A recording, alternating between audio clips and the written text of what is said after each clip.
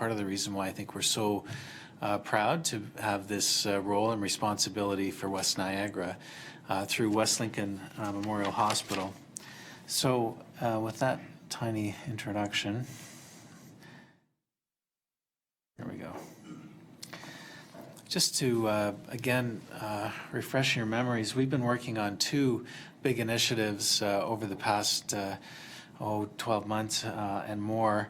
The first is the integration of West Lincoln Memorial into our clinical protocols and procedures, as well as an administrative integration. At the same time, and partly because of the integration between West Lincoln and Hamilton Health Sciences, we've also been reimagining the future for healthcare for the whole of our system. And, when I first started in this job about 2 years ago, one of the first calls I made was to the ministry around West Lincoln, because I knew that it was something that needed to keep moving. And they said, well, we're not going to entertain an application until you can explain to us exactly how West Lincoln fits and from a synergistic perspective into the balance of your operations. And so that's been a very interesting, I think, and productive exercise for us, but it has been fairly time-consuming, no doubt. The ministry then really is looking to us for a cohesive, integrated vision for West Lincoln as a part of a larger system. So, and ideally, if we are doing this right, the whole of our hospital system will be greater than the sum of its parts. That means we have to think and act like a system and not just a collection of hospitals.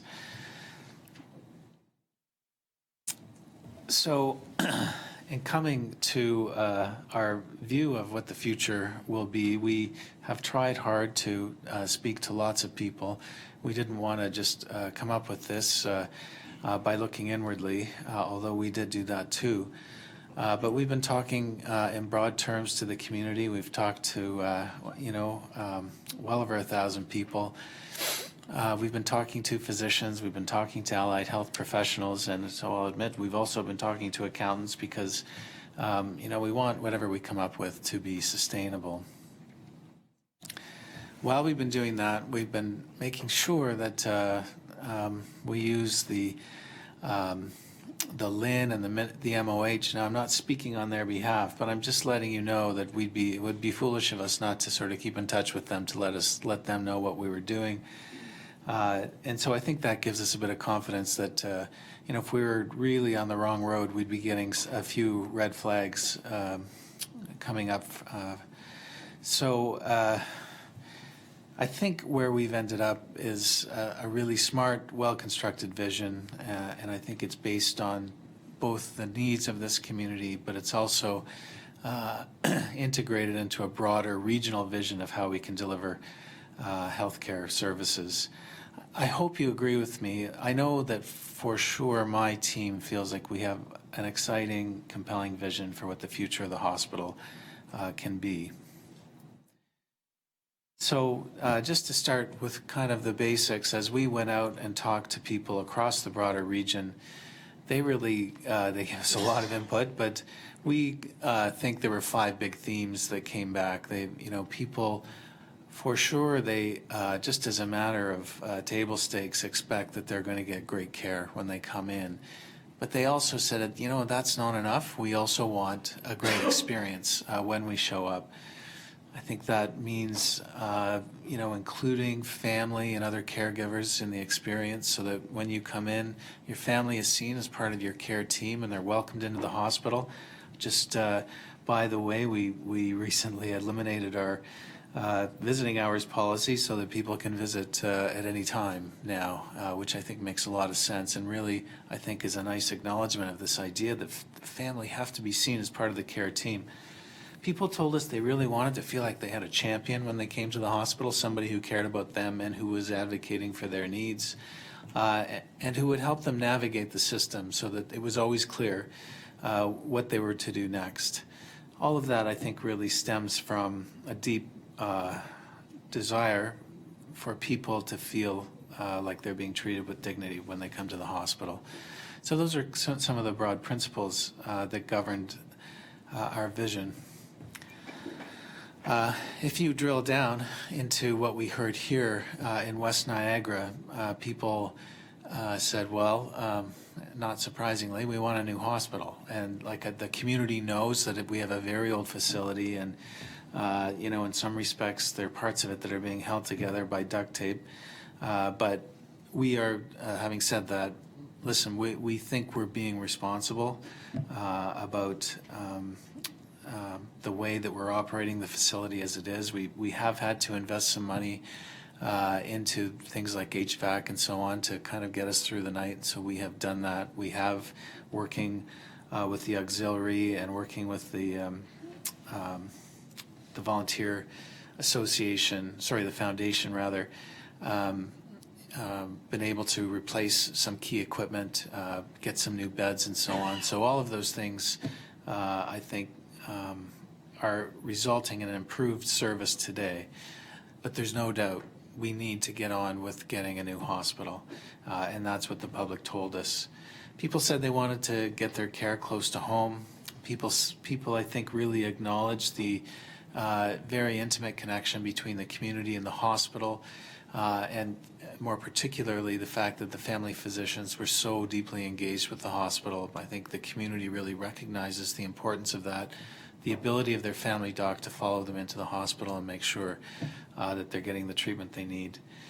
And folks were very interested in seniors' care. And if you were at the meeting the other night, that was quite understandable given the age of the population that showed up there. So as we've been doing all that, we've also had some help around doing, crunching the numbers and the data and the forecasting that you really need to have in hand in order to do a responsible job of figuring out where you're going to be a decade or more from now. So we've been looking at demographics and statistics. We've done the service utilization analysis of where we are today, where we'll be 10 and 20 years from now, given where things are headed. And we've been watching at what's happening to healthcare around the world, because I have to say it's quite amazing that the challenges that are facing us here in Ontario and in Canada are being played out around the developed world. Everybody is struggling to figure out how are we going to develop a sustainable model of healthcare given the aging population, given the rise in chronic disease, given the expense of technology, given the change in consumer expectations about how they're being treated. I hope as I go through the presentation, you'll see that we've acknowledged that there is this very special culture as a result of the what's on the ground today in West Niagara. 90% of the physicians here are part of a family health team. They're very engaged in the hospital. And so we've tried hard to make sure that that was the core of the new model for healthcare in West Lincoln. I will say, we were so impressed, in fact, that as we responded to a paper put out by the Minister of Health in December, where the minister is kind of thinking about reforming healthcare and talking about the relationship between primary care and the hospital and community care. We responded to that report by in fact saying, look, we think we've got a really great model already in existence in West Lincoln, and you might want to consider at West Lincoln Memorial, and you might want to consider whether or not this can be a model for elsewhere in the province. So we propose that this could be, part of an early demonstration project for community care planning.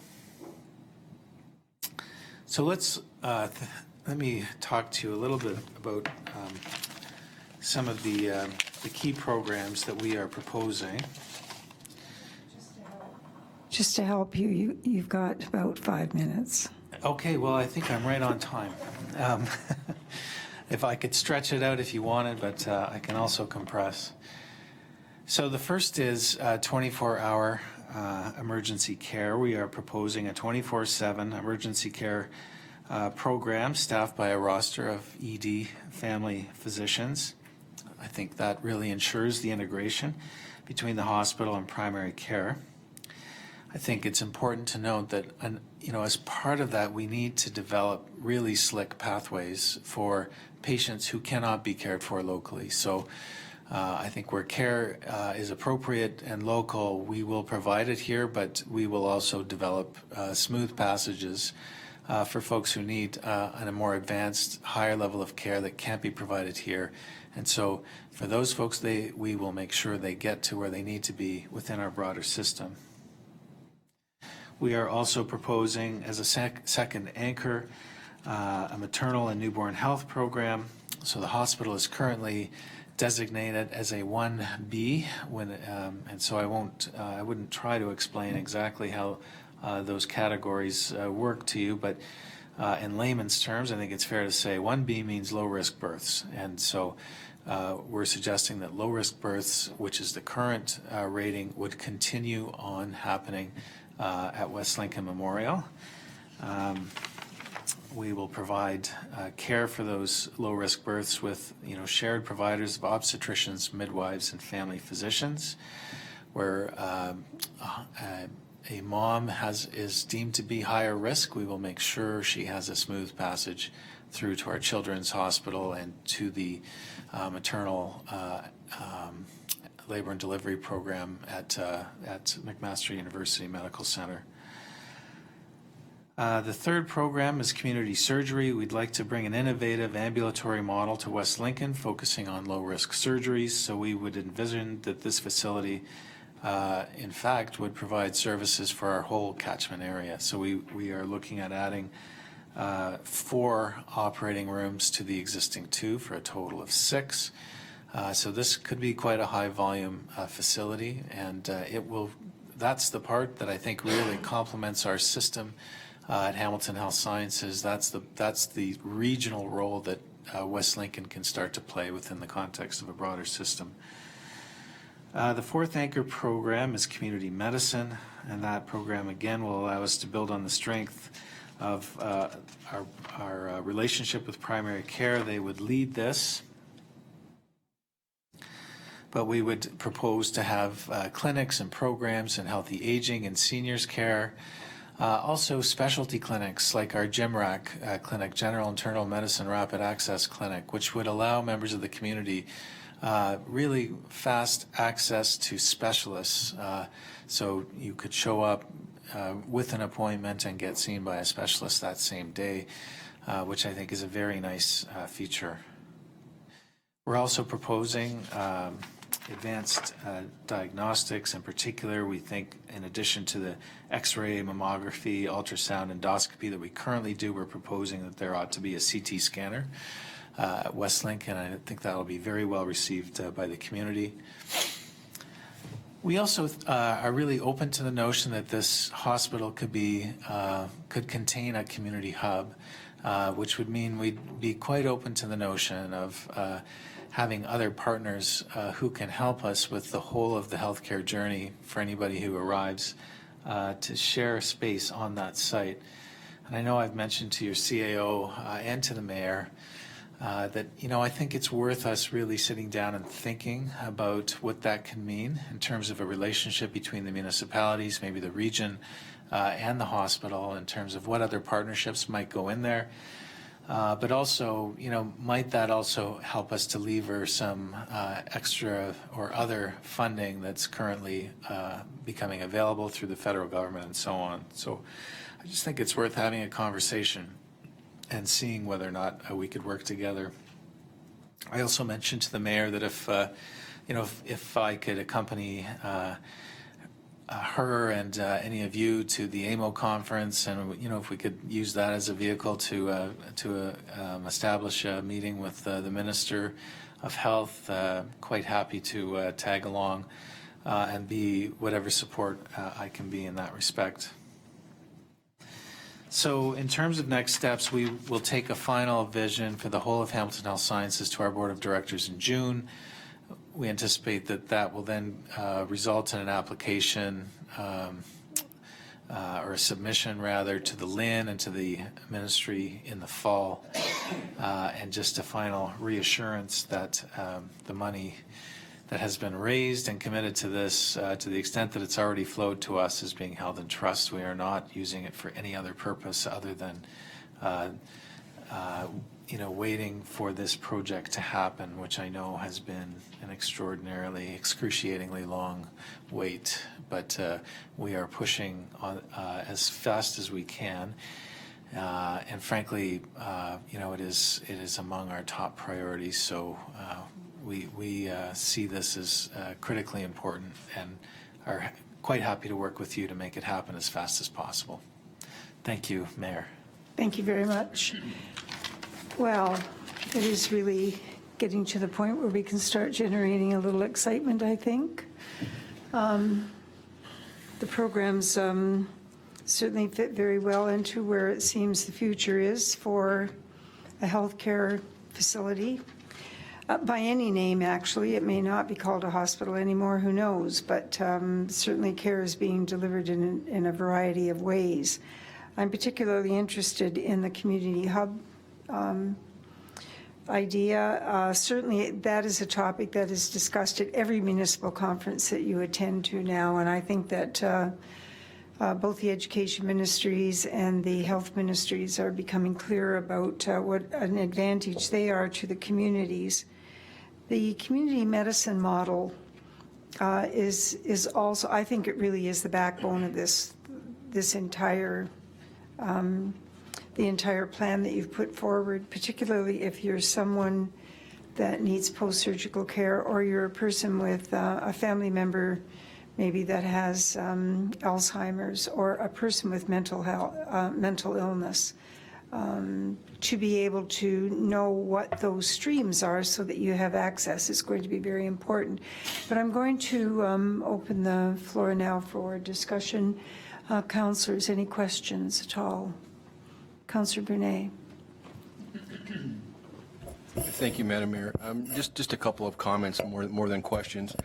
First of all, as this council and Lincoln's representative on the West Lincoln Memorial Hospital Advisory Board, I can't say enough in just the year and a half that I've been attending the meetings how impressed I am at what the Hamilton Health Sciences and this whole group of people are trying to do to bring through a vision that's going to be sustainable, but really to capture that culture of what West Lincoln Memorial Hospital has meant to our community since 1946. So just really impressed with the discussions that I've had the privilege to listen to, and really glad to hear the CAO making the comment. Kind of stole a little bit of my thunder, but I'm glad to hear that you're already well ahead of us talking to our CAO and to our mayor about the AMO convention in August, because attending last week's meeting in Grimsby, there were many questions, but one of the questions that CEO McIsaac fielded was what can we be doing? One of the questions was, what can we be doing? How can we be making our voice here? And Mr. McIsaac certainly, made it loud and clear that, make sure your local politicians are hearing, your voice. So that was going to be my message, was that I really hope between West Lincoln and Grimsby that, we can get down in front of the Minister of Health and really have a delegation and hear our voice heard in August, because I think it certainly aligns with, when you guys are going to be going down that pipeline to the Minister of Health and Long-Term Care and the LHIN in the fall. So the timing couldn't be better. So I think we're in great shape, and the fact that we're now part of HHS and the strength we get from having people go to Juravinski and McMaster, but also maintaining the local flavor of what the culture has been at West Lincoln for many years. So really appreciate all the efforts. I know you guys are really busy, and you guys are getting out in front of the community, and everybody's hearing your voice. So thank you very much. Thanks, Councillor. Thank you, Councillor. Councillor McPherson. Thank you, Madam Mayor, through you to the delegation. Yeah, just echo those comments. I commend you and your team for really reaching out to the community countless times to get their feedback. I mean, that is huge. We've got a very emotionally charged project here, and I was at the meeting the other night and saw the emotion, saw the could feel the vibe of the community. I grew up in Grimsby, I know West Lincoln Memorial Hospital, I know the reputation it has, and it's, you capture it very well in the presentation that, we're really trying to capture the essence of what West Lincoln Memorial Hospital is, and, I think to get the message out that we are going to have care, we can't have everything that we currently have today. I think that was well done. It was communicated. Does everybody agree? You're not going to get everybody to agree, but I really commend your team for staying out in front of the community and keep coming back to the community. You've been here twice, so it's credit to what you're trying to do to communicate where are we in the project, and as best as you can, when are we going to get to the point where we've got real answers on dates and what the project looks like and when it's going to start and when it's going to finish. So, nice job. Thank you. Very good. Councillor Thompson? Thank you very much, Madam Mayor, through to the delegation. Thanks very much for coming in and sharing this with us. I had the opportunity to visit there with my wife for some surgery 3 weeks ago, and excellent service. They really took good care of her. Definitely the hospital needs a refresh, and I'm glad you guys are out there championing it, and certainly anything that we can do on council to assist and to push that envelope, then we're really willing to help. So thank you again for coming in. Councillor Foster?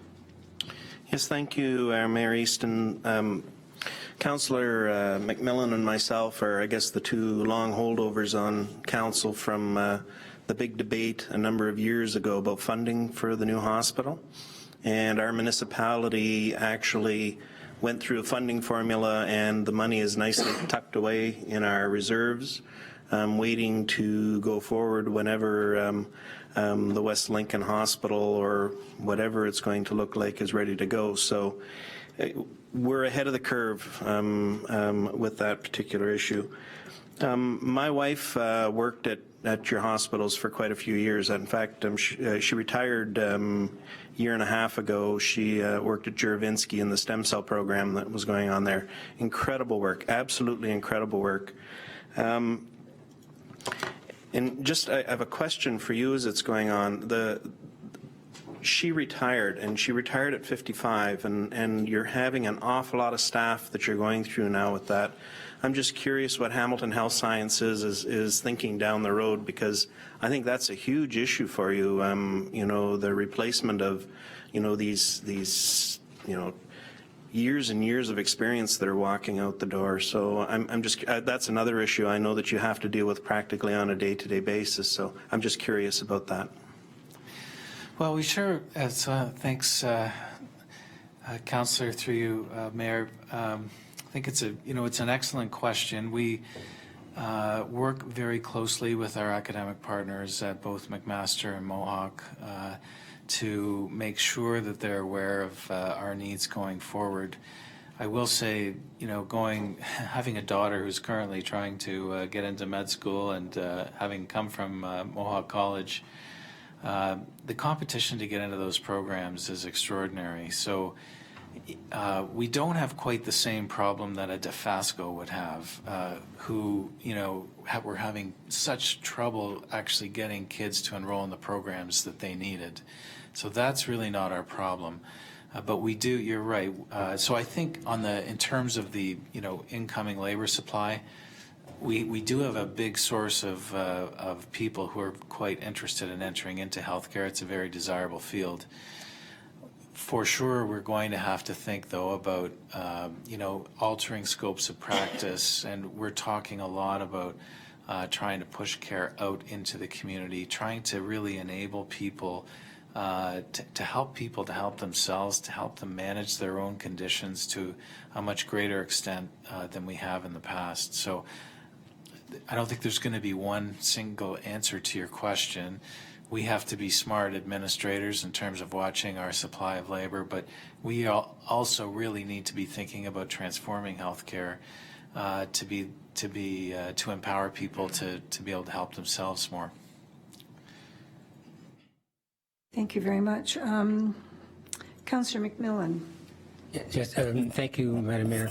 To the delegation, there seems to be a general theme just in the comments around the table of a very genuine thank you, not only for your presence here tonight and bringing us up to date, but a thank you for getting this information out into the community. I think that is critical, that the public needs to know that the work goes on, and that work is leading to a new facility in our area. So again, thank you very much. It's been a pleasure. Thank you. We will do our best to be able to spend your money as quickly as possible, Mayor. You're not getting any interest. I'm really sorry about that. Councillor Thompson, you wanted to speak. Thank you. again. Thank you for your indulgence again, Madam Mayor. Through you to the CAO, I'm just wondering if the CAO would like to take the lead in regards to contacting the CAOs of the other municipalities, Grimsby and West Lincoln, and trying to put together a delegation along with Mr. McIsaac for AMO, if he would be so kind. We can talk a bit more about that. Okay, anyone else? Mayor, can I just, in that regard, so I Yes. think there's a federal play and a provincial play, and so I Yes. think we ought to be talking about both. Very good.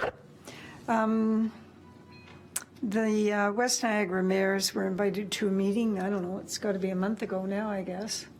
And we were, we left the meeting, I'm sure, providing more information. It's always nice when you're working with somebody else's plan, but I think the message that we gave was that we were looking for a bold plan, and I sent a few notes off to Aaron. And the thing is that when everything slows down and you have to go through the hoops so many times, you just get this inertia. And so we were just trying to create some energy there, because the plan really is a good one, and it is the transformational plan. And so we want to, as mayors, we wanted to be right behind the team and say, yeah, go forward. We're supporting of you. And we want to see a leading edge, that kind of model that exists. There will be things that will be changed, but what we'll have is leading edge. We'll be able to get access. That is the thing that I hang all of this on. If there is no access, then you don't have a system. And in this area, because of the way the family physicians work, and they have for decades worked in this way, you always could rely on getting into the system. You got to the hospital, you may not always have a physician sitting in the chair waiting for you to come through the door, but there was lots of expertise there until the physician could leave the office and come. So we start from a really solid base, lots of depth. So when you're talking about a community program, I know it starts with family medicine, and that's what you want. And that's why the maternal child program works so well, because you've got all that base there. So we're pushing for them, for the team to be bolder. It's a little hard to accept that a team of this caliber can't go directly to the minister, but the LHINs have been put in, and that's it. That's a system that you have to work with.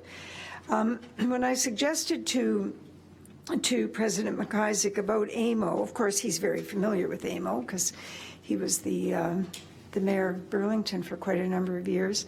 So he certainly understood that system, and the idea that they don't have that direct access was troubling for me. I think the West Niagara mayors will come together, and we'll see. I'm sure that that both mayors will be interested, and certainly what we want is the president and Dr. Benson, whoever you choose, to come. Smaller groups, as you know, are better, but still, we need to put some political push behind this now. And I think we're in a very good position to do that. And a good part of that is because of the kind of communication you've been doing. So I think if there's a general consensus around the table, we all know that healthcare is not our direct responsibility. But if we do not put some political energy behind this, it really leaves the hospital and the board out there by themselves, which is unreasonable, because it's for all of us that this facility is going to be built. So thank you very much, Rob. Very good of you to come again, and for your team to come. It's very helpful. You probably will have to come back again. I'd love We'll to be do looking so. for the next bold step. Thank you all. Thank you Thank for you. the board members as well.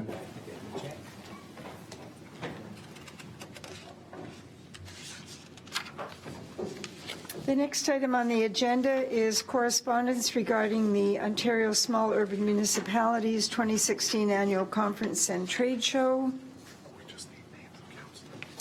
And I have a motion moved by Councillor Thompson, seconded by Councillor Foster, that correspondence from Ontario Small Urban Municipalities dated January 2016 regarding the 2016 Annual Conference and Trade Show be received, and that the following councillors be authorized to attend with usual expenses to apply. And I'll put my name down first. Anyone else? Yes, Councillor Foster. Councillor Timmers.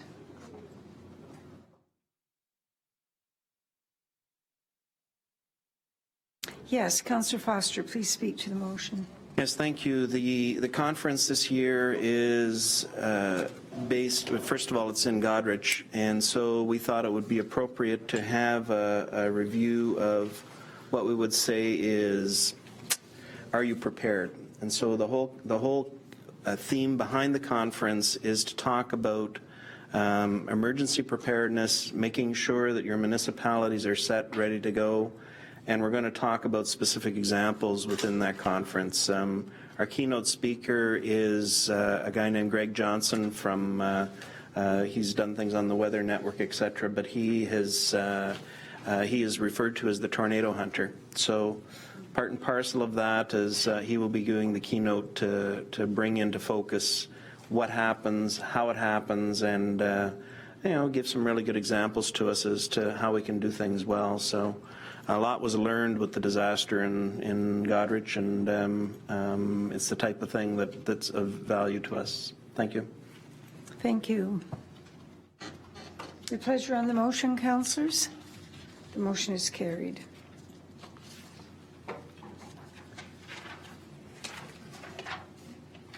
Reports.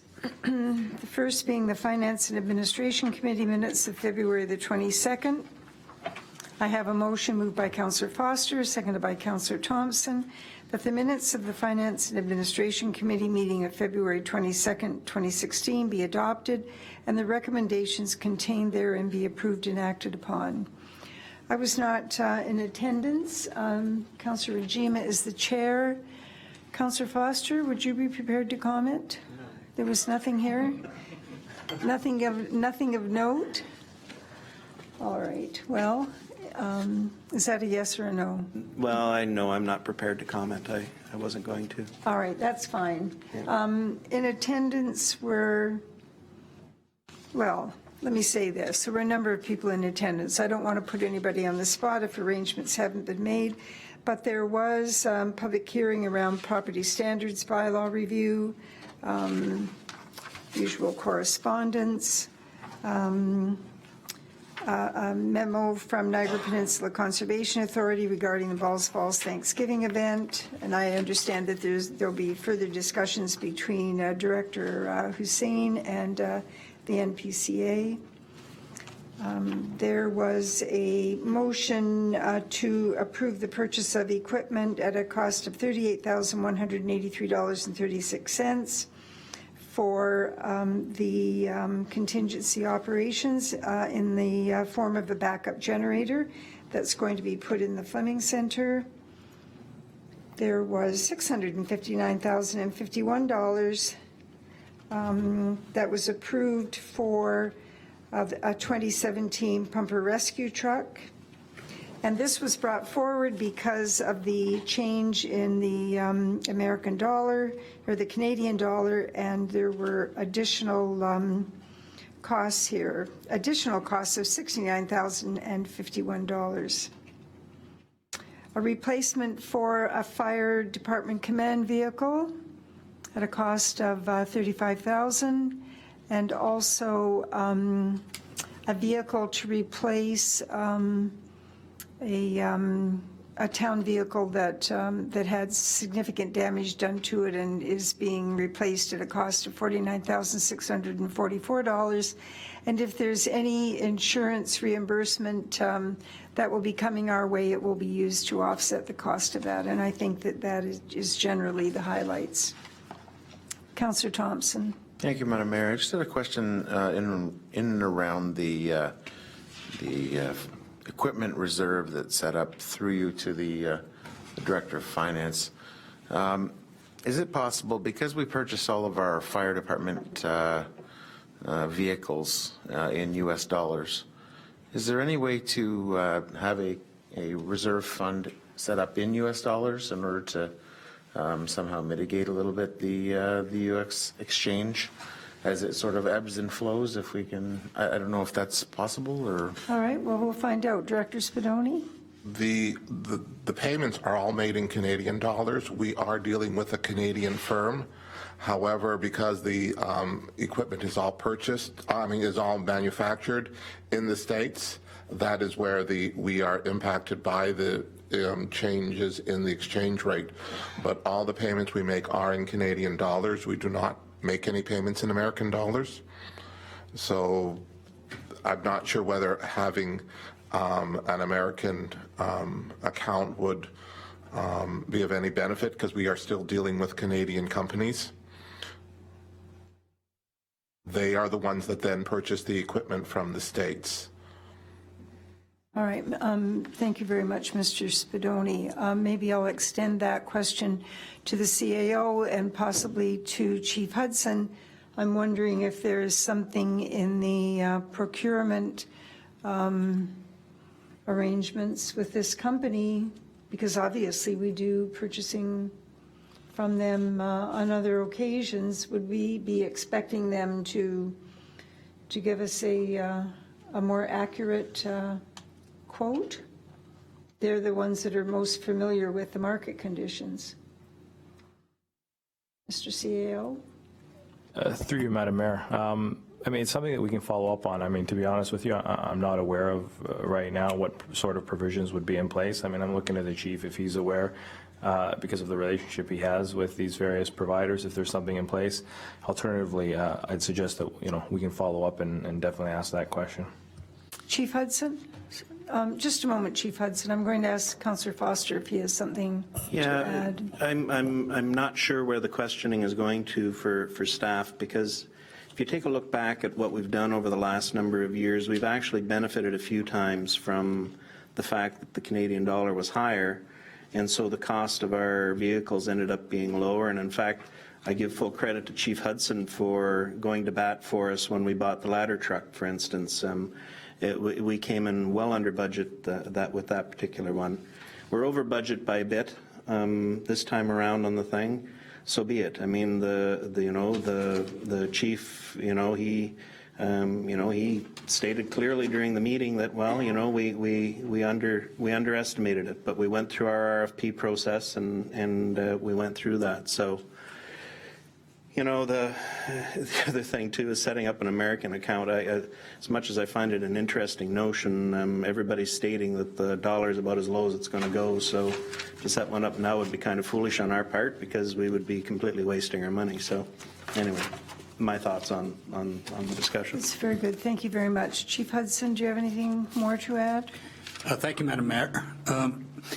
I think it's just really a function of the market conditions at any one time. It's really a hard thing to predict. This particular company would accept a payment in U.S. dollars, but again, it would be favorable perhaps this time or not next time. It's really a hard thing to look at over the long term, but something we can certainly give consideration to as we move forward. Very good. Any other questions or comments? Your pleasure on the motion. The motion is carried.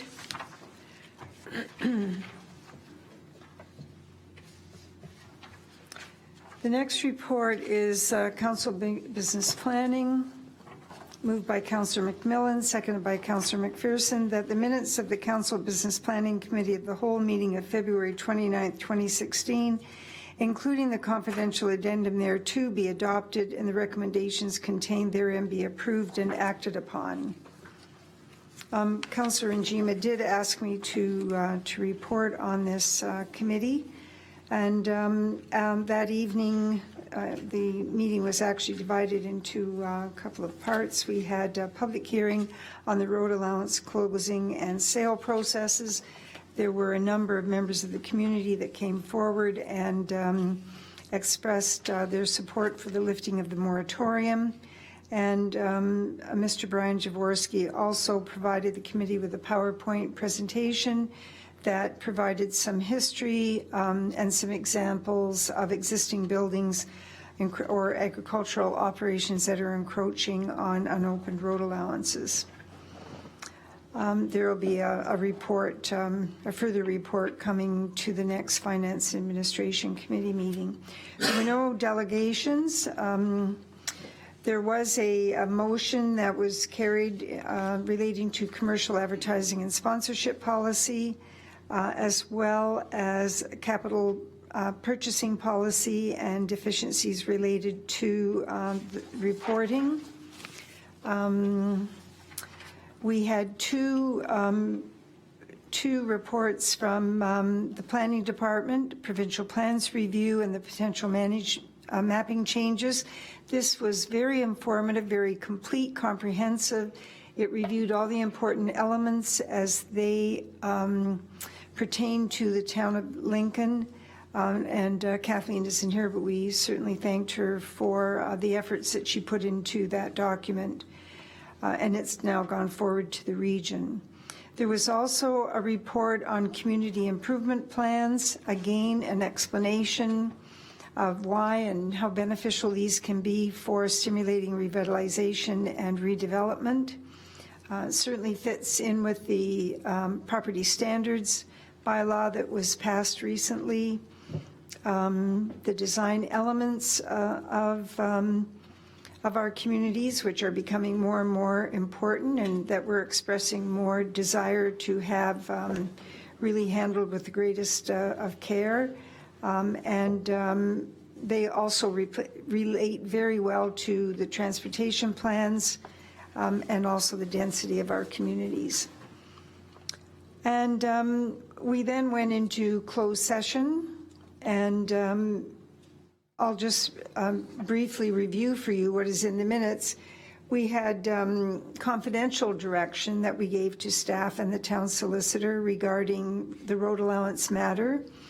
We gave confidential direction to staff regarding the collective bargaining matter. And we had two motions regarding appointments to external boards and committees. And we rose without report on the CAO work plan, where Mr. Kirkopoulos provided us with an overview of his first 45 days in the town hall. So the one motion related to the appointments, we appointed, endorsed the appointment of Councillor Rob Foster to the Ontario Small Urban Municipalities Executive Committee, and also the appointment of Councillor Pachariva to the Greater Niagara Circle Route Committee to assist with some of the policy direction that Councillor Binet was referring to earlier. Are there any questions at all to these minutes? Very good. Your pleasure on the motion. The motion is carried.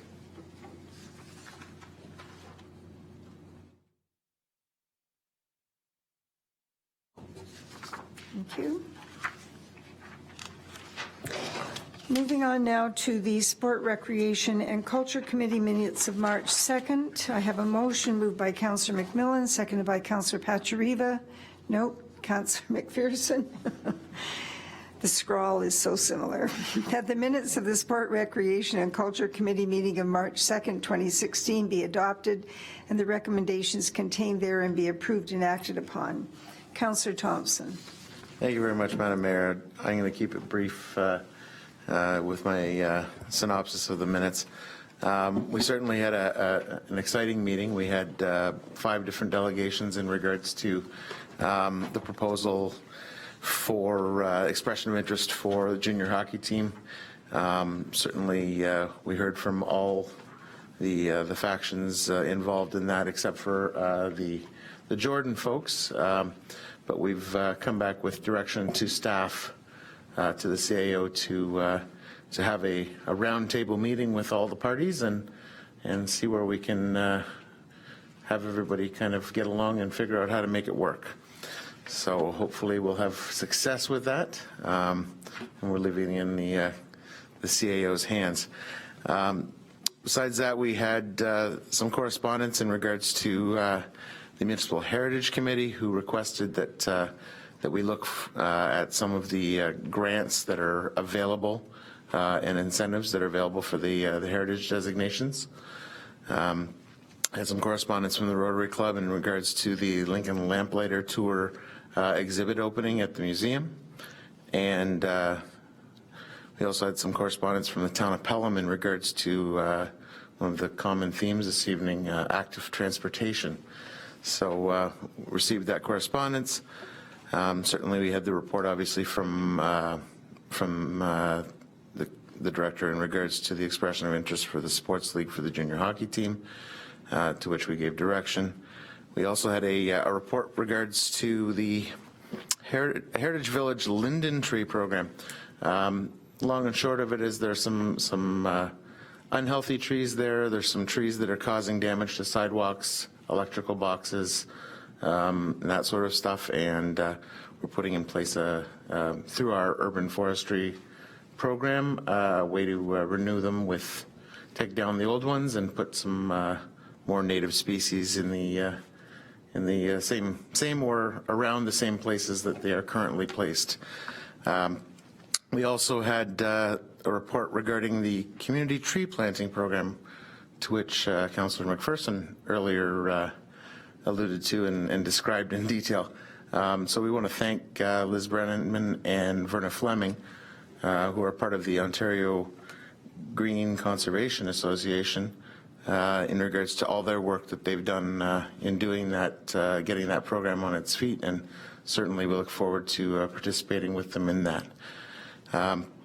We also had a revenue stream come to light, and an opportunity for an additional sports league in use of our Fleming Center during the summer, with the potential lacrosse team at the Fleming Center.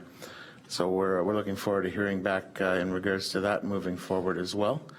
And we had some minutes, some current minutes from the library board, and that was pretty much it. Thank you. Thank you very much. Are there any questions? Councillor Foster. Yes, thank you, Madam Mayor. Concerning the lacrosse team at Fleming Center, just a kind of a sidebar note. Yesterday I was at the game at the Meridian Center.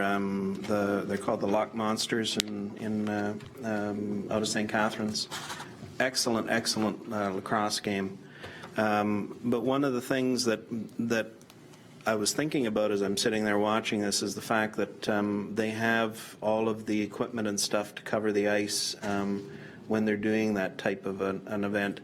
We missed out on an opportunity back some time ago. There was another municipality selling coverings for the floor of arenas over top of ice to allow it to do stuff. We should probably keep our eyes open for something like that, because again, as Councillor Thompson is saying, when you're looking for revenue streams and stuff like that, there may be opportunities in the future for us to make use of those types of things for other events. So, but I do remember when that came up, we kind of missed the boat on that one. We probably should have gone after it, but you know, hindsight's always 20/20. But we should be looking in the future for that. So, thank you. Director Hussien, I take it you're familiar with this product?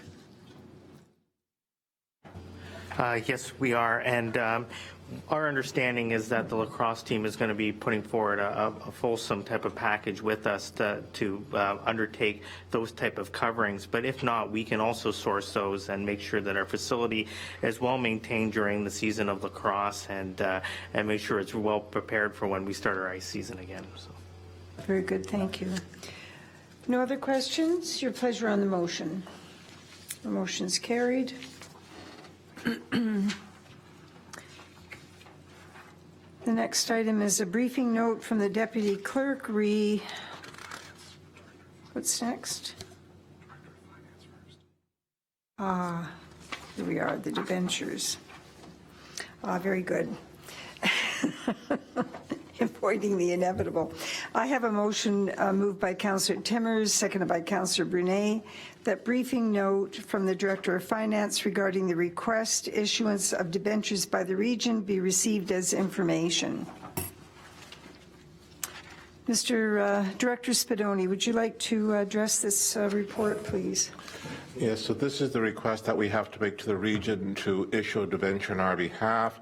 We are approaching Infrastructure Ontario, which is the facility that we are able to borrow these larger type debentures from instead of going through their annual debenture request later on in the summer. Some councillors may recall that we had passed a bylaw earlier, about 2 years ago. At that time, however, we were using a larger amount. We had not had the opportunity to nail down exactly what we needed to borrow. It was at that time it was over $6 million. As you can see, we only need to borrow $3.2 million, so we are reducing that amount. As well, Infrastructure Ontario has made some small changes in some of the wording, so they've requested that we reissue the bylaw.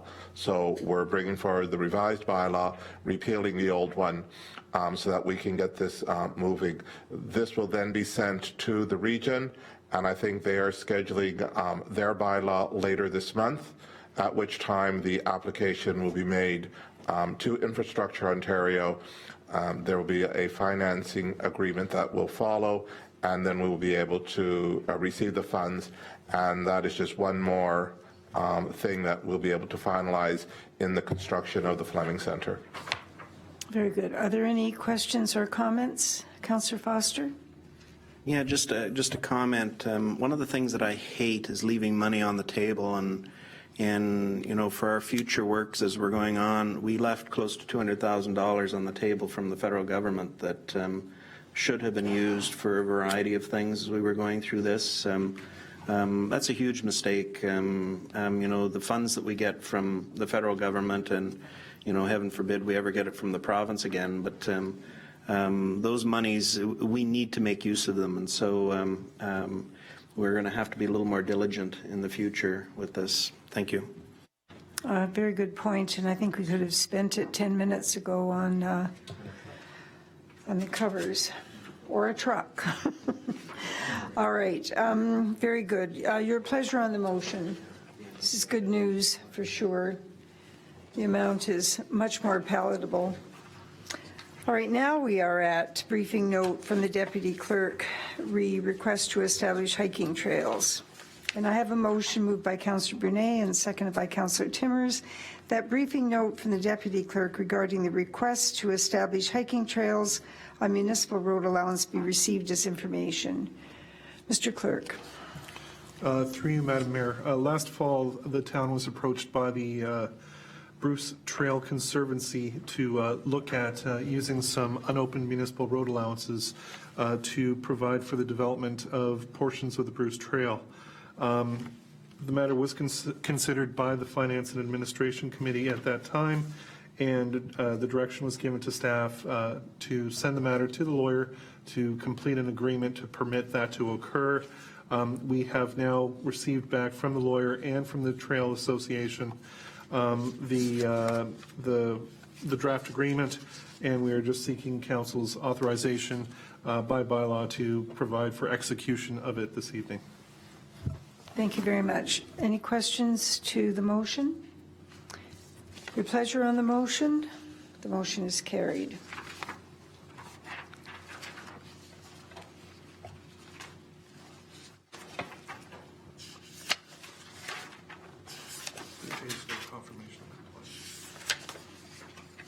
All right, there's no confirmation of compliance with Section 34 of the Planning Act.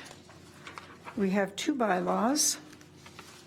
I have a motion moved by Councillor McPherson, seconded by Councillor McMillan, that leave be given to introduce the following bylaws. Number 2016-14, to authorize long-term borrowing for the Fleming Centre. And B, number 2016-15, to authorize the execution of an agreement with the Bruce Trail Conservancy. Any questions to the motion? Your pleasure on the motion? The motion is carried.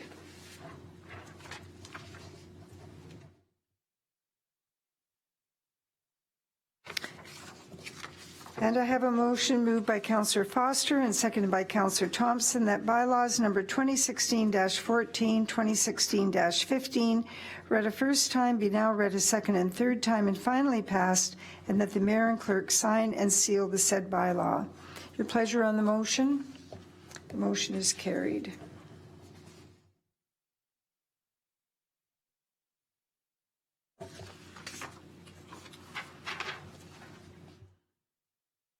Is there any notice of motion? There being none, are there any announcements? Mr. Clerk, do you have any announcements? Nothing? No councillors? There is no closed session this evening. An announcement. One announcement, Madam Mayor, my apologies. I was on doing some notes. The Infrastructure Committee meeting scheduled for March 9th. The start time has been moved from 7 p.m. to 6:30 p.m., so a half hour early start. Very good. Thank you. No closed session.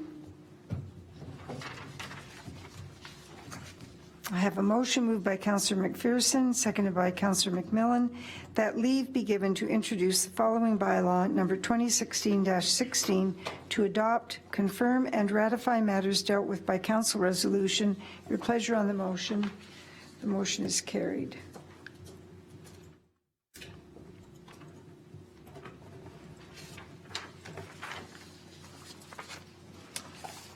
I have a motion moved by Councillor Thompson and seconded by Councillor Foster that bylaw number 2016-16, read a first time, be now read a second and third time and finally passed, and that the mayor and clerk sign and seal the said bylaw. Your pleasure on the motion? The motion is carried.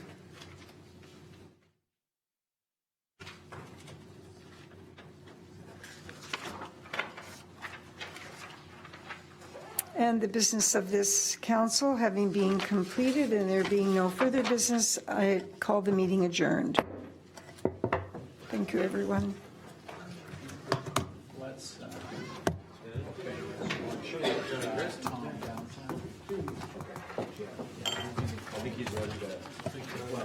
Thank you very much.